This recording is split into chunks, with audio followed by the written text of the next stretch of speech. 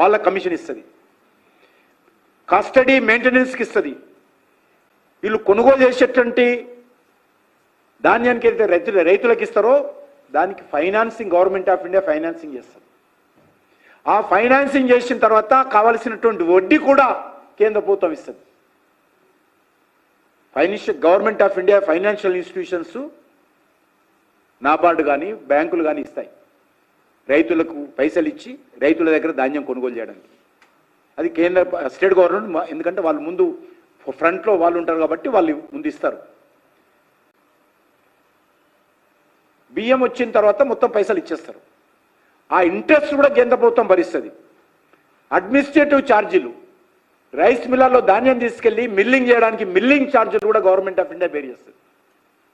ఇది నేను చెప్తున్నది కాదు, కాంగ్రెస్ పార్టీ టైంలో ఉన్నప్పుడు ఇది కూడా జరిగింది. నేను ఇప్పుడే వచ్చిన 12 సంవత్సరాలు జరుగుతుంది అంటలేను, గతంలో కూడా సిస్టమ్ ఉంది.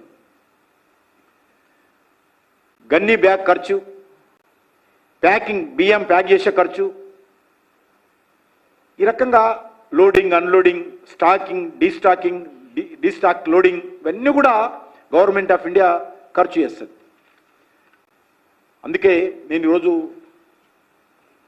తెలంగాణ ప్రభుత్వాన్ని కోరుతా ఉన్నాను, ప్రాపర్గా ప్లాన్ చేయండి.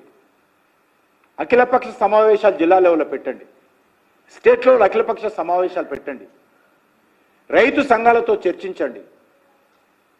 మీ పార్టీ ఎన్నికైనటువంటి ప్రజాప్రతినిధులు కానీ మిగతా పార్టీలు ఎన్నికైనటువంటి ప్రజాప్రతినిధులు కానీ మండలాల వారీగా జిల్లాల వారీగా సమావేశాలు పెట్టండి.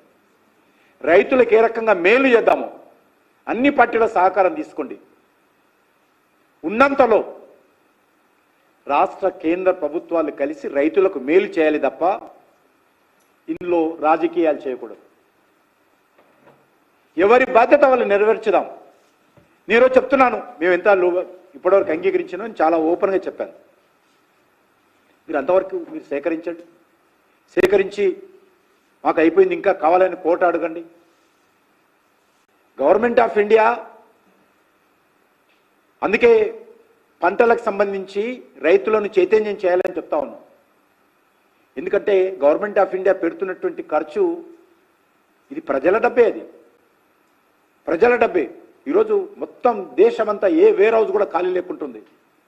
అయినప్పటికీ కూడా in the interest of the farmers తాత్కాలికమైనటువంటి గోడౌన్స్ నిర్మిస్తున్నాం. చివరకు రామ్జీ ద్వారా డబ్బులు కూడా గోడౌన్స్ నిర్మాణం కోసం ఖర్చు పెడతా ఉన్నాం, గ్రామీణ ఉపాధి పథకం కింద.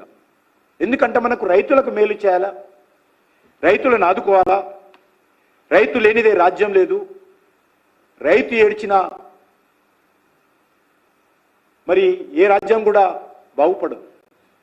కాబట్టి అందుకే మేము గత 7 సంవత్సరాలుగా ప్రతి 4 నెలలకోసారి రైతుల అకౌంట్లో డబ్బులు వేస్తాం. ఒక్కరోజు ఇటు అటు ఉండదు. ఒకరు స్టేట్మెంట్ ఇవ్వాల్సిన అవసరం ఉండదు, ఒకరు డిమాండ్ చేయాల్సిన అవసరం ఉండదు, ఏ పార్టీ అడగాల్సిన అవసరం ఉండదు. మేము ఏదైనా స్కీమ్ పెట్టామంటే స్కీము తూచా తప్పకుండా క్రమ పద్ధతిలో అమలు చేసేటువంటి స్కీమ్స్ మాత్రమే పెడతాం. ఏదైనా హామీ ఇచ్చామంటే, ఏదైనా గ్యారంటీ ఇచ్చామంటే ఆ గ్యారంటీని అమలు చేసేటువంటి గ్యారంటీ మా దగ్గర ఉంది కాబట్టి గ్యారంటీలు ఇస్తాం. మీలాగా 6 గ్యారంటీలు 420 సబ్ గ్యారంటీలు ఏవి అమలు చేయము, ఎదురుదాడిలు తిరుగుతాము, పాయింట్లలో తొందర వదులుతాము, గుడ్లు వీక్కి గోళీలు ఆడతాము, మా పని కాదు.